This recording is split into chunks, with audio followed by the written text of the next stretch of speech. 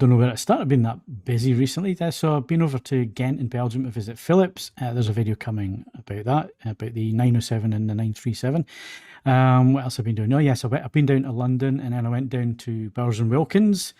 So there's a video coming about that, which is about the sound bars that are...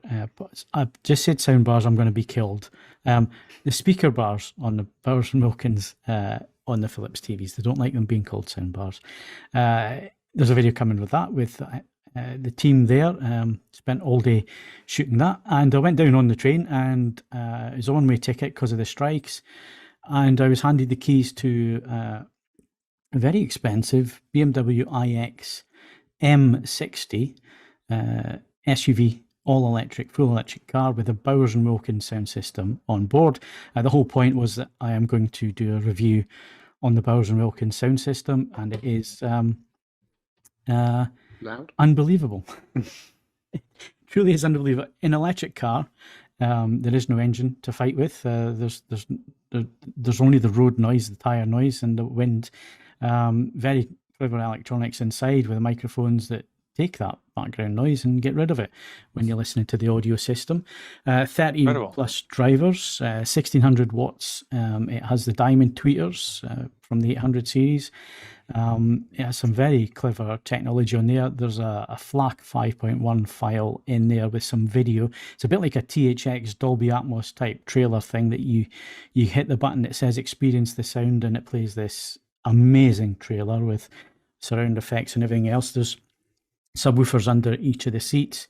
There's bass actuators built into the seats. So not only do you hear the bass, you feel the bass. And to be honest with you, it is like sitting in front of two floor-standing, high-end floor-standing Bowers & Wilkins speakers, whether they're 700 or 800 series. It has that distinctive signature sound, and the full range is there from the highest frequency all the way down to shaking your insides. It does the whole thing. And of course, the body's made from carbon fiber, which means that this is one stiff SUV, which is great when it comes to the sound system. They developed it from the ground up as the car was being developed. So all the speaker placement, the acoustics, it's all been mapped. It's all been figured out as the car was being built. And I've never heard anything like it. And Wow. there's a full video coming on that. I've spent the last 3 or 4 days living in my car. learning how to shoot video in a car, which is not easy, because you think, well, you just shove a GoPro up there and do this. But if you want decent sound and you want to capture everything properly and get some good angles and some nice shots and that kind of thing, and the main thing it takes the time is the B-roll. I have the utmost respect for the Top Gear team and the others that, some of these car YouTubers who are one-man band shows and all the rest of it, because they must put in a hell of a lot of hours and hope that the weather's consistent over a few days. And I've worn the same clothes for the last 3 days just so, the continuity is correct within the video. So yeah, I thoroughly enjoyed that. And thank you very much. Can I ask the uncouth question? Yeah. Because I'm sure it's going to come up. I mean, I am aware that the car in itself is not, generally speaking, given away. How much does one have to add to the price? This is definitely an executive level motor. You're talking 112 to 117,000, depending on how you spec it. The M60 closer to the 117, and that's not from BMW because there's no pricing on their website whatsoever. Right. I've done that by looking around some of the lease companies and some of the people that can get their hands on them, BMW dealers and so on, and that is generally the price range for this M60, which is the top of the range. It's 610 brake horsepower, 811 pound-feet of torque. This thing shifts. It absolutely shifts. It's a huge car. It's about the size of an Audi Q7. Give you an idea of just how big it is. 22-inch wheels on it. Full vegan leather interior. It's got every bit of tech you can think of is on that. Adaptive driving, adaptive cruise control, steering, braking. You can do one pedal driving, which I absolutely love. I think it's amazing, absolutely amazing. You just use the accelerator. You press to go and you lift off gently to brake. And of course, when you're braking, you regen, so you're filling your battery up. Now, It's a big car with a big battery. It's all-wheel drive, so there's a motor on each wheel. It's incredibly quick. It will take you around about 70 hours to charge it on a 3-pin plug. I think on a 7.5 kilowatt charger, which is the normal size that people put on the side of the house, it's still around about 45 hours to get full charge on it.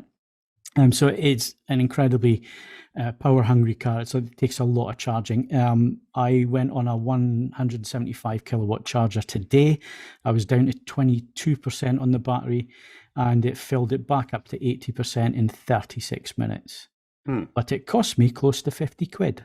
Yeah, it's, so, and that's before fuel duties added on, and that will be coming because, if they're kicking people out of petrol cars, the duty is going to move over onto the electricity. I'm yet to do the experiment, Ed, about mains conditioning. I'm not sure if you condition the mains. I think it's imperative that you. It might make it faster. Yeah, make it. It has to be said, it's quite good that they've supplied you one entirely in black. Because it's a low bar, but that's the best I've seen it look. There's one very close to where I live in a sort of metallic hearing aid beige, and it's not a pretty thing. It's not a pretty car. It does split opinions when it comes to looks, and I think in black it looks the best with those kidney grills on the completely obscured. Basically, that has split opinion. The whole EV thing has split opinion amongst my friends and other people who have seen the car and that I've spoken to. The one thing all of them have agreed on is that the sound system is absolutely amazing, and it is. And unfortunately, it's the one thing in a video that you can't get across because of copyright and everything else. And of course, how do you record it and what are people listening to it on? Completely pointless. But I'm hoping that the people who I have sat in front of it and on the video camera in both EV mode, because they're both petrol heads, one was open to EV, one is not open to EV at all, complete petrol head, get their opinions on the EV side, and then obviously the same again, one audiophile, one not audiophile, and see what they thought on camera the first time they've heard and experienced it. And I think it'll be quite entertaining.